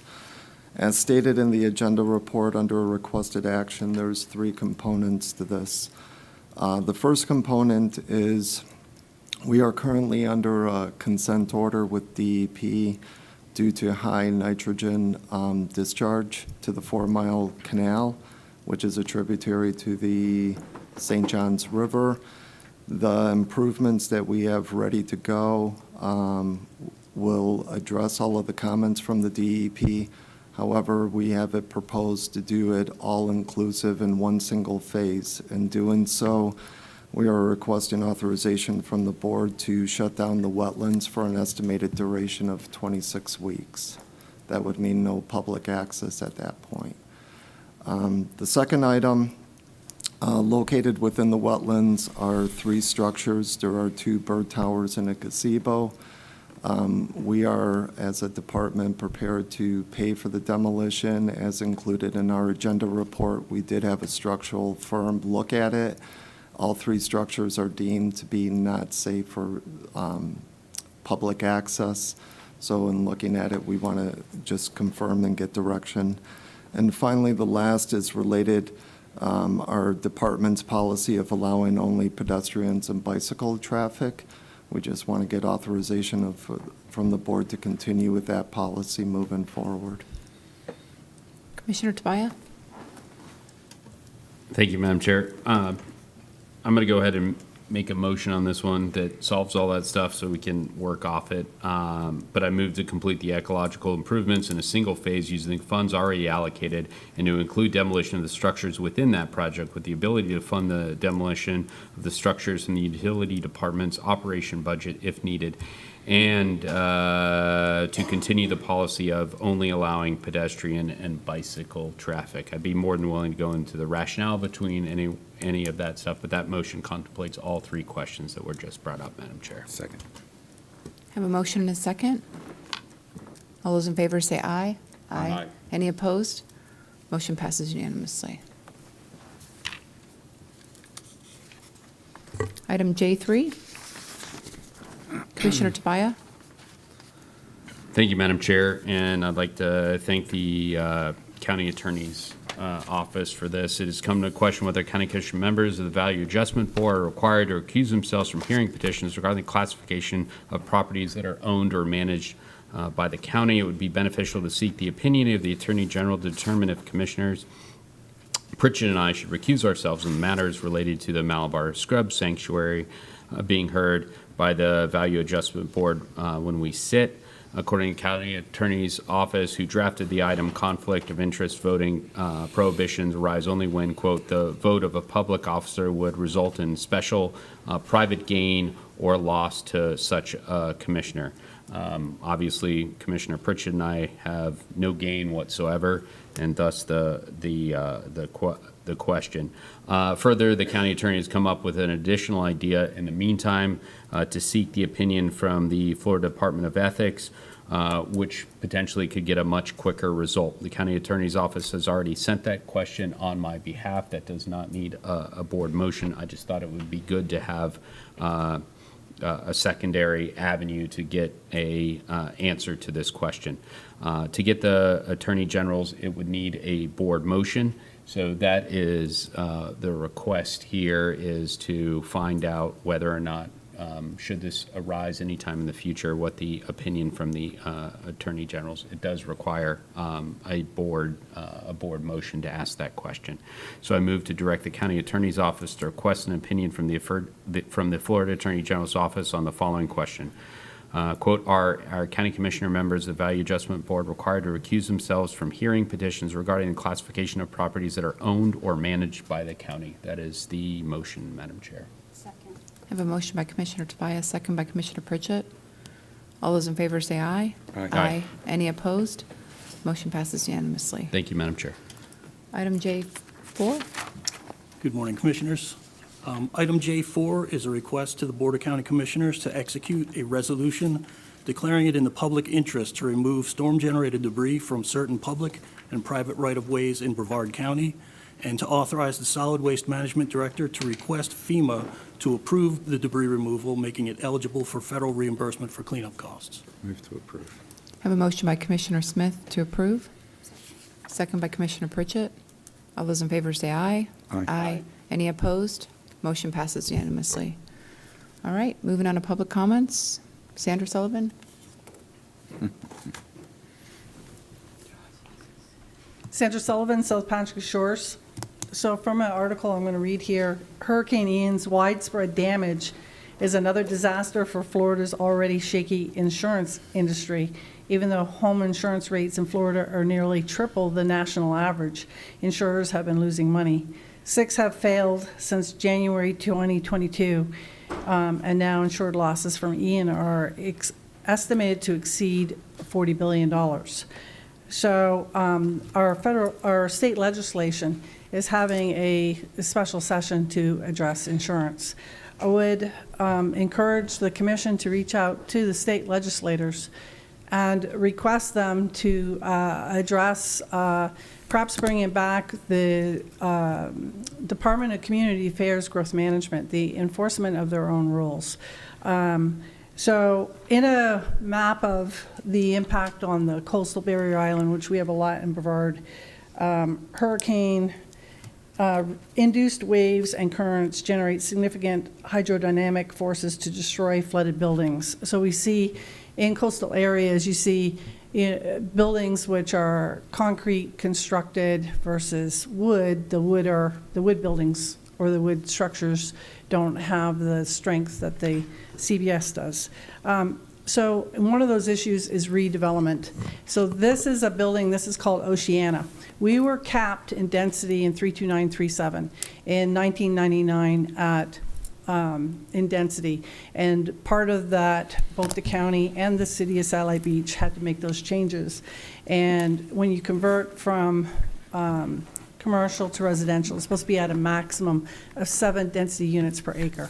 They put in 22 density units per acre. And you can see how close, this is Dorian, how close that dune was eroded away. So I have previously showed you the difference in the coastal element between the city and the county. We need legislation to protect the barrier island for 2 reasons. One, escalating insurance companies. Also, we're a critical evacuation deficiency. I recently gave you a lot of reports on this. We have 109 lives lost on the Fort Myers Barrier Island and area from Hurricane Ian. The development also affects the floodplain and when you develop that close to the ocean. And then lastly, this is related to those caps and density. This is the view. This is inconsistent. And this is inconsistent with the barrier island. This should not be developed 85 feet. This is across the street from the Florida Community Trust Preserve, funded preserve, which was in the county jurisdiction, and was only annexed for its protection. Thank you. All right, moving on to board reports. Mr. Bate? No report. Mr. Richardson? I have no report. Commissioner Pritchett? Commissioner Tobias? Thank you, Madam Chair. And I want to thank the board for sending out those letters to the CRAs. We've gotten many, if not all, of those back. The deadline was 10/16. So it's probably my fault in drafting the letter. First of all the boards said that affordable housing is very important. They have to say that because Florida statute requires them to say that in there. What I probably should have asked was, how much funding have you put in affordable housing, and how much do you plan to put into affordable housing? And to be fair, this board has made some tough choices. Through the leadership of the chair on this one, Myra has started to change a plan that will set a percentage of the funds received towards affordable housing. Just today, an ARPA funding $2 million that could have gone a whole number of other ways went to affordable housing, and the chair's nominee on the board, Mr. Jordan Chandler, put together a holding place for funds for affordable housing. So this board has taken a leadership role on this and then put, quite frankly, money where our mouth is. The CRAs haven't. Absolutely. A couple said they'll work on it and they deserve some time to come back, but some have said they won't. So since this is your area, Madam Chair, I'd like to ask what steps you would like to take as we move forward. Do we want to send another letter out asking them to not only acknowledge the fact, the one that we just got back from Coco, a page and a half, doesn't mention the word or the phrase affordable housing once. So it wasn't as bad as, again, Cocoa Beach that says, hey, it's not conducive. And again, if it's not conducive, then you don't need a CRA to begin with. But anyway, that's here nor there. So this board would have to make some tough choices, and we'd have to say no on other things. And clearly this board wasn't willing to say no, and the cities came with their hands out today, we said, yes, we will give you extra time. And, oh, you want more extra time? We will give you more extra time. And you want more money? We will give you more money. So we can't just say we want you to do something. There has to be some consequence. I'm willing to let this go. You know, I've taken this as far. And if the board isn't willing to go there, I had my shot at CRAs and I did not get support from the board, which is fine. But I just wanted to find out where the board wanted to go on this. If you're happy with their responses, which were complete from, hey, we'll work on it, which is a good start, to, hey, we're not going to do a damn thing about it, which is pretty much an insult. I'm okay with it. I just want to find out where the board is on this and what they want to do about it now that we have the responses back. And again, I'll drop this 100% like they dropped the CRA stuff a couple years ago because the board wasn't interested in going there. I just found something else out that, you know, the board was really interested in affordable housing, and I was ready to, you know, try to get some partners with our local government, seeing as they were using county money. So I'm just throwing this open and finding out what direction you guys are interested in going in now that we have the letters back.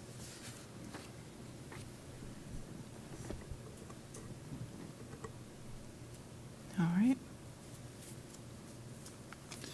Are you waiting for a response? Well, I'll tell you what, the status quo is I'm done. I'm hands off on this one. I've gone as far as needed. If the rest of the board is happy with the responses that you got back with the CRA, from the CRAs saying we'll maybe work on it or there's no way in hell, then I'm done with it. I'm done with it at this point. I would just say if you want to address a CRA individually, bring it, like bring your idea to address it and we can evaluate it then. I don't know, are you looking at trying to shut them down entirely, or are you looking at demand letters or reporting to the state for not compliance? We already did demand letters, right? We said no, it's that's what I'm saying. I important. don't Tell know us what's your next ask, and I gave an example would be to provide us with the amount of resources, the dollar figures they plan, the same way that we charge Myra with, get us an amount that you will be putting towards affordable housing. We didn't define affordable housing.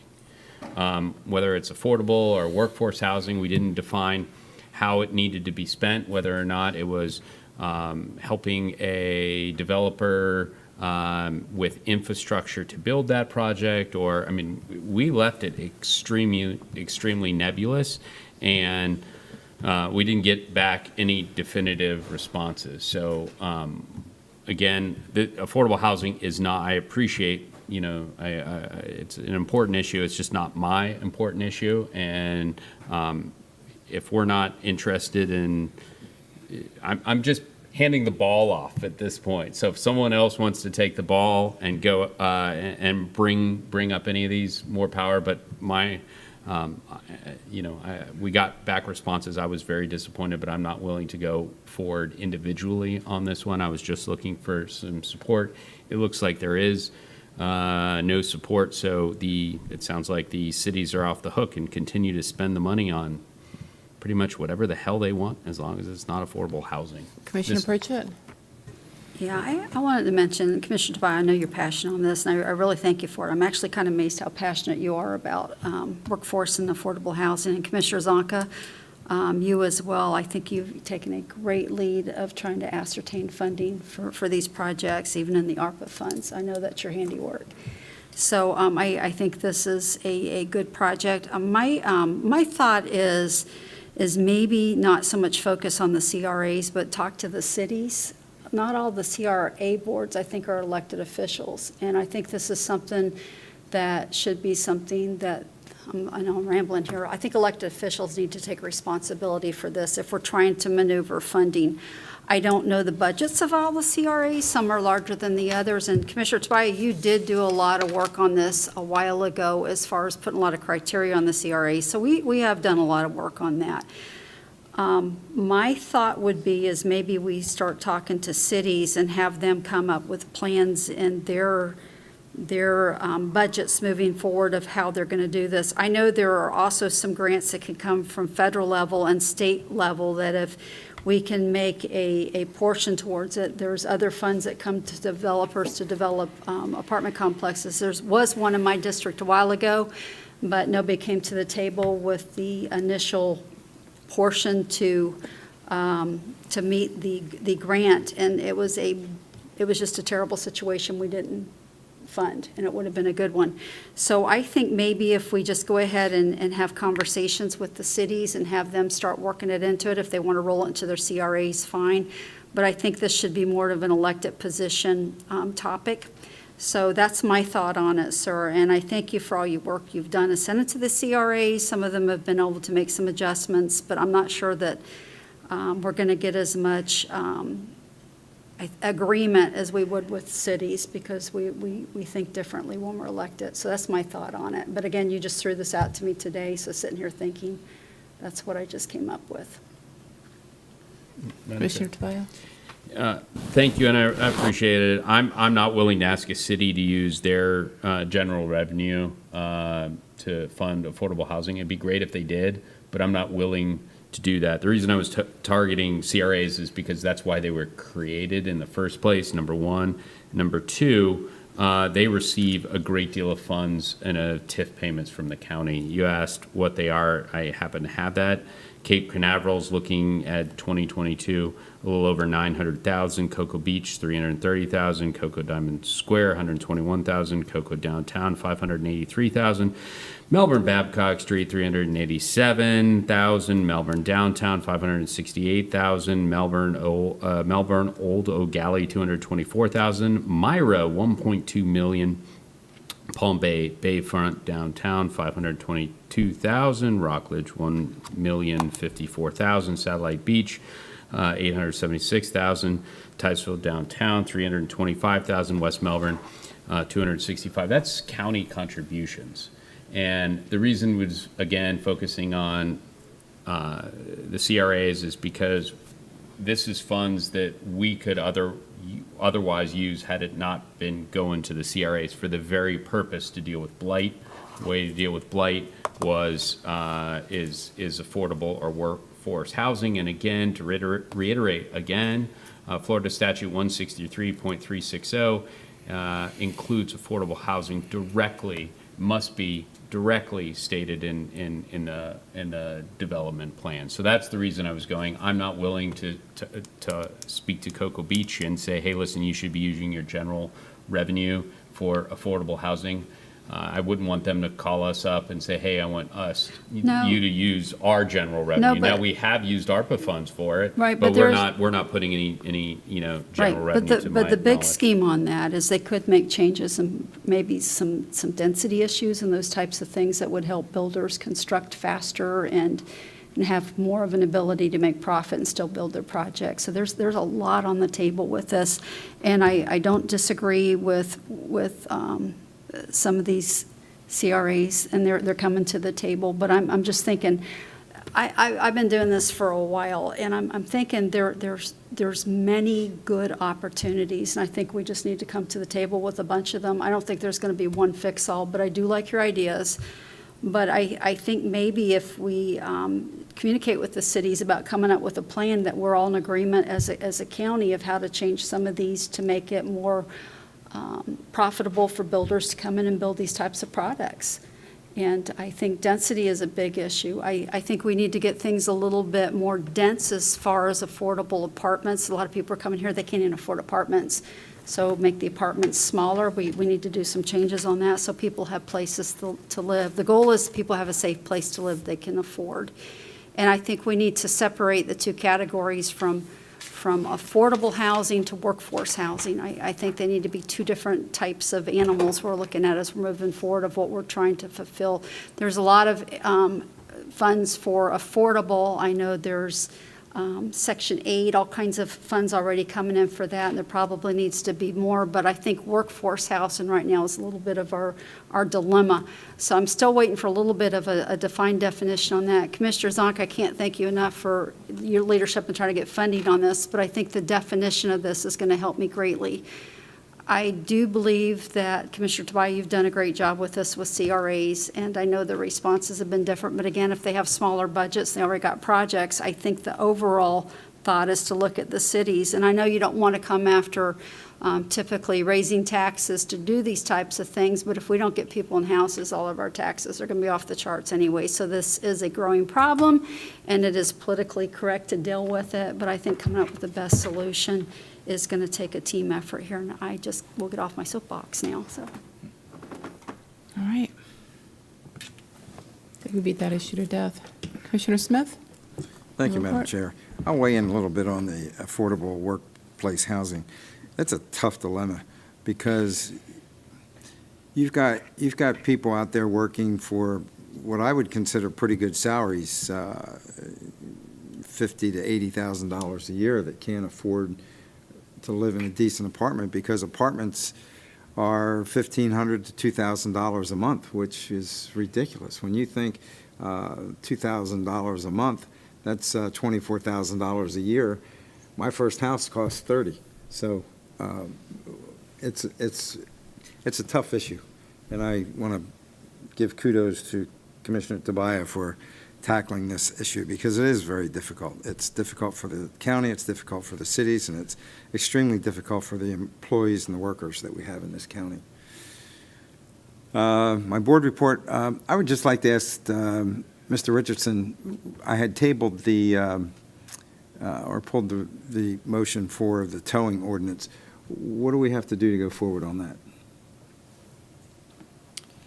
That was an item seeking legislative intent and permission to advertise the towing ordinance. So to go forward on it, ordinance would have to be advertised, then you'd have to have a hearing on the ordinance, an adoption hearing. Okay. So you wouldn't be here for the second meeting if Right. it passed legislative intent? No, but I would be here to answer any questions while I am here. I would Yeah. like to move forward with that. Mr. Richardson, can we still make changes if we can still make changes even though we're doing legislative intent? I was a little surprised you pulled it myself because you worked so hard on it. So how's the time period work on that? I would love for this to complete it under Commissioner Smith's term. I just want clarification. Are we asking to bring legislative intent at the next meeting with the draft ordinance, or? Well, can we do it at this meeting? You could. There's no advertising requirement technically. So if you, if there was an ordinance that was part of the agenda that had a title that could be advertised, sometimes you've done in the past legislative intent without having an entire ordinance even. So if the board wanted to direct that it be advertised and brought back at the next meeting, you certainly could do that for hearing. Okay, well then I'll make a motion to do that. Commissioner Tobias? Okay. Here's where I am on this. I never want to shy away from an issue. I think this is a valid issue, one that deserves to be vetted. I appreciate all the time that Commissioner Smith's office has spent with this on all the stakeholders. I appreciate all the time the county attorney has spent on this. But you know, generally the way we've handled things is we've spent the time discussing it at permission to advertise. I don't like the way, this would be different than the way that we've normally done things. And I'm not necessarily against doing it this way, where we don't require where we all can do it in the permission to advertise as well as vetting. Is there a way that we can handle that all in one meeting as we move forward? I just don't want to handle this uniquely. It just seems as though that we're trying to sneak one past the goalie, and I know that wasn't the intent of Commissioner Smith, but you know, why do we wait 2 weeks for the permission to advertise to the hearing? Is there any state statute or anything of that nature that prevents us from going this way in the future? Well, before the adoption hearing, we need a 10-day advertisement period. So I am trying to do the math now to see if we could potentially bring legislative intent back at your zoning meeting in November and still make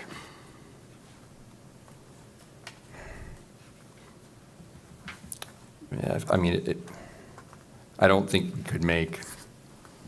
we could not make the advertising time necessary if it came back at your November 3 zoning meeting to then have it advertised for public hearing on 10 days, 10 business days. 10 business days, but then there's a lead time to get it in the paper, so we would have to advertise it, place the advertisement prior to that zoning meeting. I think the way we've done it in the past is, and I'm not saying I agree with this, but we had to waive legislative intent. We had to vote on that if we didn't, because, we've had things come up that were more urgent or whatever, or something we're trying to get done quickly, but. So, Madam Chair, Yeah. Commissioner Smith, I appreciate all the service that you've done as an elected official. We haven't always agreed, but I know you've worked extremely hard, and I appreciate that. If this is, I'm not going to say I'm going to vote for it, but if you need to pass on this one, I will vote, give you the pass, and we can debate it. Hopefully it won't change too much, because, is your expectation that it will change too much from what was initially advertised? No, I don't think it would, but that's why I want to do it while I'm here, because then I can answer questions as to why we did certain things and why we didn't do other things. Well, An awful lot of time has been invested in this, both by the Sheriff's Department and our legal department in the last 4 or 5 months, and I've really been kind of a bystander, kind of guiding where they went with this, having come from an industry that works somewhat with the towing companies. I had a kind of an interesting and independent perspective that you guys wouldn't have. So that's why I got involved and kind of guided it. And the biggest thing for me was the self-enforcement of taking these companies off the rotation, because we've looked at Lake County. Yeah, but I'm with you, but we're now talking about what was once on the agenda, right? Right. My argument was the formality of how we do it. So I wanted to do what you're doing at this meeting, and then it got pulled off, right? So what we're doing is giving the public one less bite at the apple to interact with us, which, if legal, I'm okay to do. I just don't want to, and I'm willing to treat it specially, since I know how much time you've put on this. I wish we were discussing it at this one, because it was on the agenda. I was surprised when it was pulled off. Well, the sheriff had come to me on Friday and asked to pull it because they had some meetings Thursday with some municipalities, and there were some issues that they wanted time to work out. And I'm assuming that that's been done. So had I thought about it more when the request was made, I would have just said, no, we'll go forward. Any changes that you have or any ideas that you have, we can do. But I didn't really consider the time frame until after the conversation and after the time had passed on Friday that I could put it back on the agenda. Well, Madam Chair, I'm as in reference to all the service Commissioner Smith has provided with the county, I certainly would give him the benefit of the doubt on this one. And, well, I haven't seen the final product. I've only seen the last one, and there were some issues there. I would definitely give him the benefit of I think it's pretty good, and I think that I'm not saying that. we can of course make some changes. And in fairness, we have discussed this for hours. We've discussed this. So it's not like it's never been a topic of discussion, the towing. I know it's changed significantly. Significantly. Right. But I think, by advertising and getting the information out, as long as it's online where people have access to it, as long as it's transparent, I don't have an issue. But the issue is, if it does change again, right? Then he's not going to be able to vote on it if it's too significant. Then the problem would become we'd have to re-advertise, right? And then we'd lose it there. Why would So we have we're- to re-advertise if we have new If it commissioners? changes too Oh, much. gotcha. So that's what the issue is. But again, It's not my item, so I don't know. I'm giving the just benefit of the doubt input. to Commissioner Smith on this one. I think we'll be good. Okay. Again, I'm amenable to reasonable changes, so I think we can do that. I second it. Okay, so the motion is to, To waive, I don't know. Legislative intent? Yeah, legislative intent And permission to advertise. and permission to advertise. I have a- One final one. Do we, what we advertise, will that be the advertisement that pertaining to the same thing that was initially in this agenda packet? That would be my understanding, to advertise that title to amend those particular chapters. Okay. Thank you for clarification. I have a motion and a second. All those in favor say aye. Aye. Any opposed? Motion passes unanimously. Madam Chair, can I throw out a caveat? Sure. Commissioner Smith, if you would, if we could maybe have this discussion at the zoning meeting, so we'd have a little bit of conversation with it, so then when it comes up to vote the next meeting, you're so Sure. funny with that face. Good idea. But just a little bit of conversation, I think it would be good. We'd have our first run at it then with the new product. It's a good idea. Thank you, sir. And you can unveil some of the things you're And thinking. I know I've talked about this a couple times, and I've talked about this several years ago. It's by ordinance that we have legislative intent in, correct? And that was done to make sure that other commissioners basically wanted to go over an item, so commissioners just couldn't put things on the agenda? Because it was a problem in the past? That is what happened a number of years ago. Do you remember when about? Yeah, 2000. I mean, I'm sure you remember the commissioner, but do you remember when about? 2015, somewhere in there. But it was in response to a commissioner putting things on the agenda that the other commissioners didn't want to discuss, correct? Yes. Just for the record, I mean, that's your impression, correct? What I recall is it was because a variety of commissioners would have individual asks, and it was taking up staff time, and there was no interest on other Because board members. That I was a don't know number of any years ago, other though. town, municipality, whatever, that does the legislative intent but us. Because if it's advertised and it's out in the public, it's time to discuss at a meeting. If the commissioner's abusing that process, then I could see us making modifications. But I would like us to revisit that if we're here the next 2 years, because I think that we could get things done more efficiently. Can we ask staff to come back with a change to that? Or I would support that, and then it wouldn't guess put Commissioner just- Smith in this And again, position. it's not, it's just to be more efficient. You know, it's get things done more efficiently. I mean, I know we're not gonna engage staff more than we normally would if we have an item. And I would ask the commission, obviously, we won't do that, but I just, again, it's one of those things. It's kind of like the purchasing cards, right? We go to the extreme on a situation because of one particular person. And I just want to go back to what's normal and go back to what's consistent, you know, and I should have probably asked again, you know, a couple years after I was here for us to possibly repeal this, but I don't know if it's just a simple repeal. Is there extra cost to it? Is there extra costs to, Have it advertised? I don't know. Is there extra cost to have to advertise? Because Well, It should be. as you know, we're going to be moving away from that because we're going Right. to start doing it online at a certain point, hopefully right around the January timeframe, Yeah. Another caveat, but for No. those that we can legally do that. It's not all-inclusive of everything, but everything that's going to be statutorily permitted or that the board has the opportunity to make the decision on to have us advertise online on a website. We will be moving forward toward that. Okay. All right, did you have anything else? Madam Chair, did we direct staff to bring back whether it's a repeal or a change of that? Is that your understanding, Madam Chair? I think so. I think you guys were okay with that, right? can we just make a motion to repeal it? Do we have to have it? Well, Do we have to advertise to repeal that? Probably, right? Yeah. If it is required by ordinance, you would have to do Yeah. that to amend the ordinance. And you may want to consider also what direction you want to give staff when it comes to, because even though it'll be on our website, you still have to advertise ordinances by title. So it may make sense to have some initial step where the board is giving its approval of the title that's going to be advertised prior to a hearing, even if it's not a formal legislative intent. And that's just off the top of your head. Why don't we direct you to, you know, look at that and bring it back to us the next meeting and how we can effectuate that change? Yes, and again, it's just to be more consistent with other surrounding areas. I understand that direction. All right. And I have nothing further.